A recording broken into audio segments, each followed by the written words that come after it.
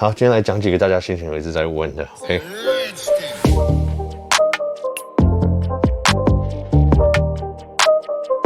好，今天我们有几个消息，第一个就是 LG 出手 iPhone 12价格可望降低，然后第二个就是 MacBook Pro 13寸苹果晶片的规格流出，那第三个我们就来讲 AirPods Pro 第2代，然后会有什么新功能在里面。好，那就一个个来讲吧。LG 出手 iPhone 12的价格可望降低。那先前在 iPhone 12的爆料上面提到，整体的价格都会比先前我们所预料的再多大约50块美金。那现在有另外一个消息指出，就是在 iPhone 12和12 Max 的部分，会有希望回到先前所预估的价格。那这个原因是什么呢？其实就是 LG 在这两个产品的萤幕能达到标准。那第二，他们能提供更好的价格，所以就可以相对的压低成本。同个时间也能用 LG 所提出的价格来跟三星谈到更好的价格。那我觉得这个当然对很多人来讲会是好消息，因为我上次报那个新闻出来之后，很多人就说，这个已经比我先前的预估成本还高50美金了。那50美金说多不多，说少不少啦。可是如果现在的情况是，它又不会附上充电头还有耳机的话，对需要另外购买不管是 AirPods 或是充电头的人，其实不无小补。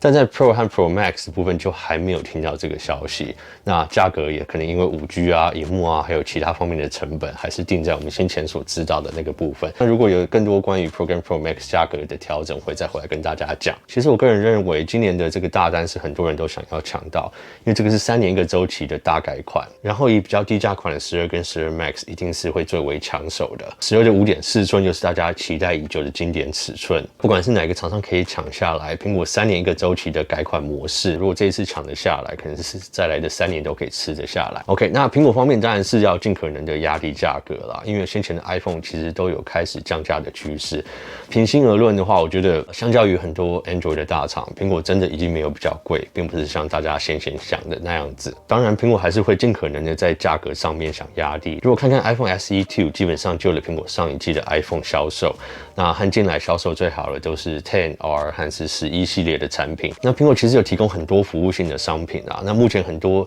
这种服务性类型的商品啊，竞争方面都已经进入战国时代。苹果本身的优势当然就是可以用硬体去绑服务。那我相信很多人一使用这种一条龙式的苹果产品，不管是在硬体、软体还有服务上面，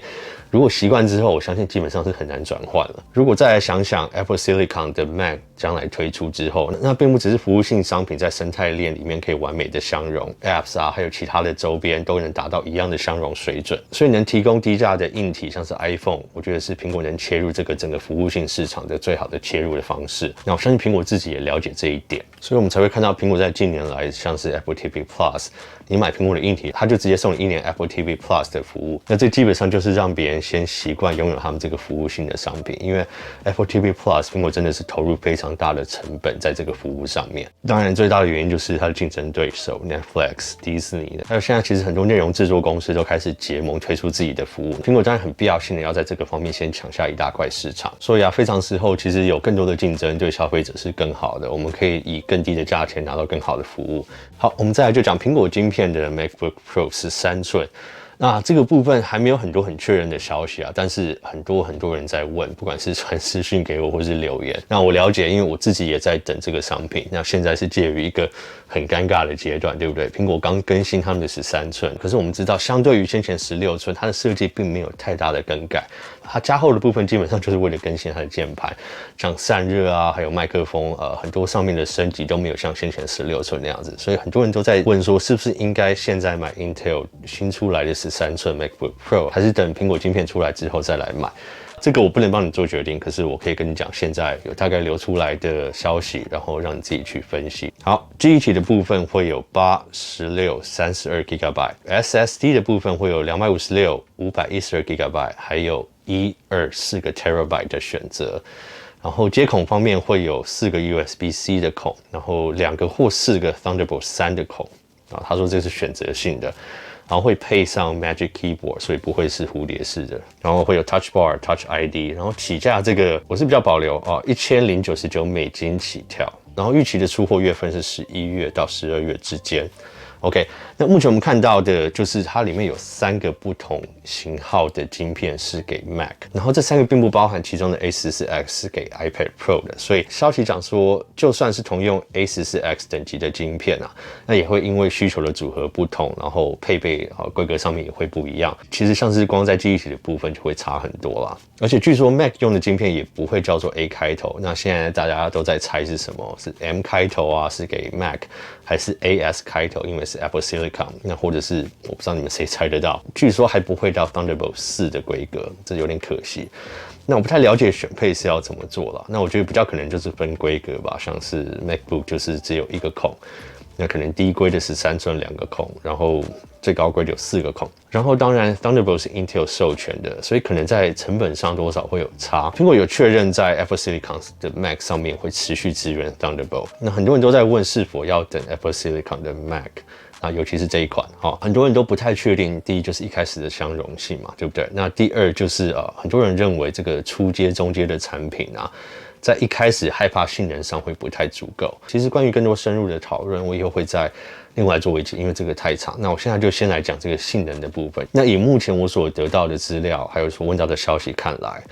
性能上会超乎我们的想象，而且性能上绝对都至少会超越目前 Intel Mac 的中低阶产品。那这个意思就是说，相等的产品，像13寸对13寸的话，然后而且并不只是在跑分上的超越，它目前测试是说，因为在省效还有热能上都得到更好的控制，所以它可以长时间去维持在一个高效运转的模式。其实先前用 Intel MacBook Pro 的人都知道啊。不管你跑分再高，那因为它散热不好，它需要去做热能的控制，那这个跑分基本上就维持个几秒或者几分钟，然后非常快它又会把它压下来。然后你光这样去想，如果说 Apple Silicon 的 Mac 在实际的跑分上的效能的表现都已经超越目前同规 Intel 的 Mac 蛮多了，然后它同时又能在这高效能持续的运转的话，然后如果再配上以后可能13寸再加上风扇散热，所以你们大概可以去想象这个性能会差多少。好，那下一个我们就讲AirPods Pro 2。OK， 那这个也是一个上星期很多人在问的，然后刚好最近有一些消息传出来，那我们就先来讨论一下。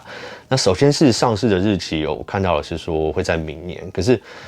我觉得不管是在上半年或是下半年，我觉得这个不太是一个需要年更的产品啊。然后更尤其是目前有消息说 AirPods 3代会在明年春天推出，所以我不太确定这个 Pro 是不是有需要变成年更。可是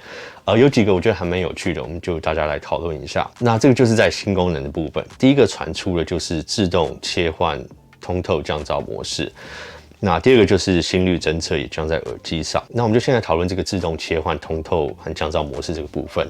那这个到底是要怎么做到？那还有在什么模式下它需要做这样的切换？那我唯一能想到的就是目前我们在很多的装置上，像是 iPhone 啊、Apple Watch 啊，甚至耳机其实有这样的功能啊，它可以测量环境的噪音，然后进而在健康方面去提醒你说怎样的环境噪音对你的听力会有伤害。那目前在 iOS 14里面，我们看到一个功能，就是你可以开启，然后去辨识你环境的噪音，然后可以去辨识噪音的种类，像是婴儿的哭声啊、警铃啊、警报啊、电铃啊、水声啊等等。当然，目前还是测试版，使用下来是有点亮光啊，可它至少都听得到。那它会给你一个警示。其实，身为一个有小孩的人，我平常很少情况，或者是说敢去开启降噪模式啊，因为其实我随时都要保持警觉，就是看有没有人尖叫啊，小孩受伤啊，或是家里出了什么事。当然，在一个最完美的状况，就是说这些声音的辨识都能非常的精准。到这个情况的话，对很多人而言都会是非常实用。然后更尤其现在因为疫情的关系，很多人都在家里工作。那如果他的工作可能是写作，或是可能需要专心，那开启降噪后，基本上可以阻隔掉一些不重要的噪音。然后有紧急事件的时候，它会有给你一个讯息，然后自动切换到通透模式。那还有另外一个状况，我可以想到，就是说，比如说他在辨识到你正在开口说话的时候，那可能你正要跟旁边的人说什么、讨论什么，或是你在飞机上要跟空服员讲什么，他辨识到说，你现在是你开口说话，然后进而去开启通透模式一段时间，让你可以跟别人对话。那我觉得这样应该也是蛮实用的啦。但以上的功能，我觉得要实用或是让人想用，最重要的就是说它的辨识能力一定要够精准。那我相信在 iOS 14上面开启的这些功能啊，也是在帮助苹果在这个方面收集更多多的资讯。到时候苹果对这个功能有信心的时候才会推出。那我相信这个对有降噪功能的产品来说，我觉得是非常有吸引力的。我想听听看你们觉得在什么情况下，或者是苹果会用什么方式来开启自动